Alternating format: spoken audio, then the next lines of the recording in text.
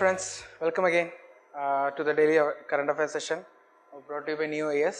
Today we will be discussing about the news of 18th March 2018 and this is a Sunday, so we are having some news. Okay, fine, have a quick glance. Festival of Innovation and Entrepreneurship, Khwaja Moinuddin Chishti, World Hindi Secretariat, Sach Gaurav, Energy Transition Index, World Happiness Report, and Kyasanur forest disease, also known as monkey fever. So let's get into the detail. The first news is about FINE. FINE is a festival which is conducted for innovation and entrepreneurship. So Festival of Innovation and Entrepreneurship, that is the name of this FINE. And the name itself suggests many things. You don't have to go into the cliche explanations. It has innovation, it has entrepreneurship, it has something called a festival. So it is again to cater all the requirements of Indian innovation and all those stuffs where you can there will be linkages between campuses and entrepreneurs and the companies and markets and all those authorities. And it has been organized by Rashtrapati Bhavan plus Department of Science and Technology plus Government of India plus National Information Foundation. It's a weird combination actually, but still you have to remember that it's not a particular one. Many are associated with this. And earlier it was called FOIN, FOIN. Now it is called FINE. Earlier it was called Festival of Innovation, and now it has been renamed and added entrepreneurship. So nothing much about this. All the cliche statements are there. Only takeaway from this is that who conducts this and what is the full form of this. Okay, fine. So moving on to the next one. This is a news about one of the renowned, the Sufi saints, Khwaja Moinuddin Chishti, and we have a topic in medieval history, a detailed version of Sufi saints. So if I get into this, it will take an hour to explain what is all the aspects of Sufism, the origin and all those things. So this thing is a static topic. You have to refresh it, and especially this is a hot topic because there is a news scene. The news was like Prime Minister has offered this chadar. Chadar is the thing like the shawl, chadar to the external minority, the Minority Affairs Ministry, and to offer it to be offered to the Dargah, which is in Ajmer. So that is a traditional custom. Every year the government as part of the government they offer this chadar. So Prime Minister has offered this officially to the Minority Minister, and see main points which while learning Sufism. The four silsilas, the four major silsilas, there are 12 of them, silsilas or orders, and Chishti, Qadariya, Suharwadiya and Naqshbandi, and which all leaders belong to which all silsilas, and this Moinuddin Chishti was belong to the Chishtiya order, and Beshara and Bashara, who follows the law of Islam, who doesn't follow the law of Islam. So all these features you have to remember, you have to be crystal clear about it. So okay, I'm skipping this topic. Okay, next one. Next one is about World Hindi Secretariat. World Hindi Secretariat is something that BJP is doing. Our NDA government always says in every speeches to promote Hindi, Hindi as an Indian language, to promote Hindi as an international language. So this is something which is an international thing to promote Hindi as a language spoken in different countries. Recently now in India, Hindi, in Singapore, in Nepal and some other countries like Mauritius, they speak Hindi because there are inhabitants of Indians. So we are trying to gather all those nations who have Indian diaspora as well as Indian inhabitants as ancestrally to promote Hindi as a first language, a first customary language. So that is it. This time what is the news was Indian President Ramnath Kovind has inaugurated World Hindi Secretariat in Mauritius, and that's all the promotions, all the aims, we know what it is. It is easily guessable. And one takeaway from this is that don't confuse it with World Hindi Conference. World Hindi Conference is something different. It's a conference held annually in various parts of the world, not in India. It has been held in UK also, London and Mauritius and Suriname and many other places also, as well as in India and abroad. So this is World Hindi Conference, this is World Hindi Secretariat, no relation among this. Aim is the same, but it's totally different. Okay, so 10th January is observed as World Hindi Day. You may know 12th January is World Youth Day, Swami Vivekananda's birthday. So you can relate that, Hindi, Vivekananda and all those. Okay, moving on to the next one. Such Gaurav. Such Gaurav. Gaurav is the name, India's the clowned buffalo. We had tested many clowned buffaloes. Garima is one of them, which is the world's first cloned buffalo, made from India. National Institute of Dairy Farming had once made a cloned buffalo called Garima. It had also got an offspring named Karishma or something. So this is different. This is has been made. This has been taken initiative by our CIRB, Central Institute for Research on Buffaloes, and ICAR, Indian Council for Agricultural Research. So both of this at Hisar, they have a high-tech such dairy farm, like we say Spider-Man. They have a high-tech such dairy farm. That's not in the name. It's because high-tech they use every time. So the name also added to that, like a made-up name.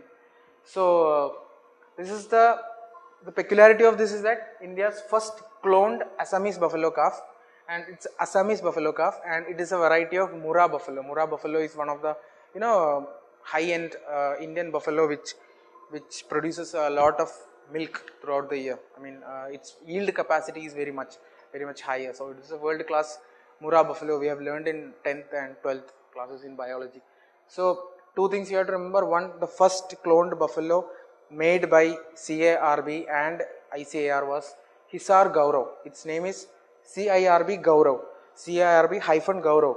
And by the name itself we can know that there is a B in that. That means something related to buffaloes. So option will be like rocket, missile, ship and one buffalo. So you can guess it like that. Okay, what will be CIRB, the full form of CIRB, and then guess it.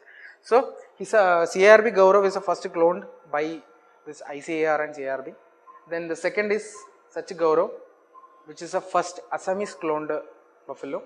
And in India, the first time we cloned a buffalo, that was Garima, and that was done by National Dairy Research Institute, NDRI, which is situated at Karnal in Haryana. Okay, so this is a factual thing. Remember the names, remember the years, and all those. Refer the websites of ICAR and CIRB because there are lots of initiatives and programs. Many varieties of wheat, rice, cotton. We have a name Sujata, which is a cotton variety, and many such names. So that's all for this news, and moving on to the next one. Next one is an index done by World Economic Forum, Energy Transition Index. This is released by World Economic Forum. See, World Economic Forum releases lots of indexes throughout the year, and it makes us really confused. It pressures on us, all the UPSC candidates, which belongs to World Economic Forum, which belong to IMF and World Bank. So they messes up. So that is the thing. So remember this Energy Transition Index. It's easily confusable. You will be confused with that. So remember, it is by World Economic Forum, and as usual, it was topped by Sweden, and then followed by Norway and Switzerland. And India has been ranked 78th. It is very lower among 114 countries. And again, one more thing, Brazil and China is above us. See, why Brazil and China? Why a comparison of between Brazil and China is done all the time? Because it's a part of BRICS, and Brazil, China, Russia and South Africa are the emerging markets along with India. They are competing with each other. That is why BRICS came into form. So always you have to remember which all competitors of India are at which positions in each indexes. Like World Happiness Index is there. Next news is about that. World Hunger Index is there. World Peace Index is there. In all those, Logistic Index, you have to remember some countries, our neighbors, Pakistan and Bangladesh, Myanmar, and also about the BRICS countries, whose rank, where it is placed, and who is the top. Nothing much about this. Learn some of the criteria about this index, and question will be like who publishes this index, that's all, and the positions. Okay, so have a thorough look at this. Moving on to the next one. Next one is about happiness report. I have told this in video, right? Previous 2-3 videos I have told about happiness index, happiness report. I have talked about Madhya Pradesh and Bhutan. Last year India was again unhappy, 127th position or something, and this year we have been ranked 133rd among 156 countries. Again, World Happiness report is published by United Nations Sustainable Development Solutions Network, and last time it was Norway being the top. Now it is Finland, followed by Norway and Denmark. And see, this was launched in 2012 and works under the UN Secretary General, not UN General Assembly. That is the only takeaway here. And I have made you remind of Madhya Pradesh and Bhutan. Madhya Pradesh in India has a happiness department, and they also started digging up this happiness quotient of the people.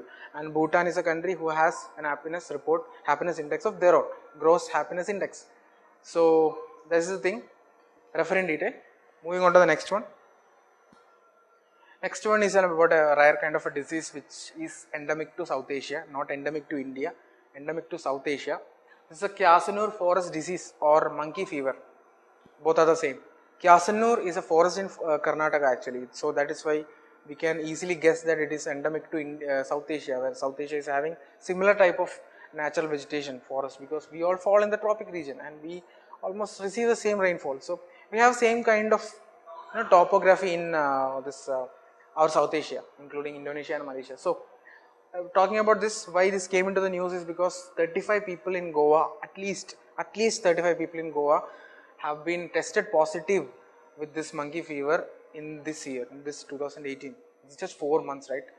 And there was a news that 3 to 4 people died last year because of this. It's a highly fatal disease, but still it is less, the fatality rate is less, but if untreated, it can cause to, a high rate of fatality. So talking about this disease, this was first identified in India in 1957 from the Kyasanur forest of Karnataka. That is why the name Kyasanur forest disease. And why monkey fever? Because monkey is the main infectant who gets infected fast, and it mingles with humans, which will be transmitted to humans through monkeys, and as well as small rats and mammals. And if a statement comes that this does not affect cattle, or cattle don't transmit to humans, that will be probably wrong, because we can't say that cattle doesn't get this. This is a particular type of tick. Tick, what is this small type of insect which will be on the skin of animals like monkeys, cow, cattle, small rat, and that. Those who have cows, they know about that tick. It's a very pricky thing, irritating thing. So this virus gets into the tick, and when the tick is in its nymphatic stage, not larva stage, nymphatic stage, it gets affected to monkeys, small rats, small mammals, and cattle also, because cattle also have ticks as a parasite on them. So when this is affected to these monkeys, and those peoples of forest who goes to forest and collects forest produces, like you have the forest guards, you have the people who go for collecting woods and other producers like honey, like that. So they are having a high vulnerability to get this disease from these mammals. We don't get it directly from the tick. And one more thing, there has no report of human to human transmission. That doesn't mean that there is no such transmission. We don't have, it is not reported so far, that's all. We can't extremely say that human to human transmission is not possible. So that is one thing. And muscle pain, vomiting follows. Fatality rate is 3 to 5%. Refer in detail in the material. Okay. Next news is, that's all for the news. But we'll end it with a model question. Which of the following pairs are correctly matched? Andhra Pradesh, Telangana, Navre.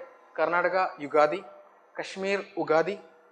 Manipur, Nongma, Panba, Cheroba, and Maharashtra, Gudi Padwa. See, these are many people are watching this. Many people are from different states. They know their own festivals, but as far as UPSC is concerned, they don't give, they don't care about that. They ask it because many people can make a mistake. So if people of Maharashtra, if they know that their New Year is Gudi Padwa, then they can easily guess others also. See, all these festivals are New Year's festivals, regional New Year's festivals, celebrated together, but different parts of the country, different states have different names. Two such things is Karnataka and Andhra Pradesh. They are having similar names, Ugadi and Yugadi. There is a difference of Y. And Kashmir is having Navre. So find the answer yourself. This is the first news of the material which will be given in the link. I didn't take in this video because you have to read it, and that's a homework for you. So please answer this, and I'm signing off now. We'll meet you next time. Have a nice day. Thank you.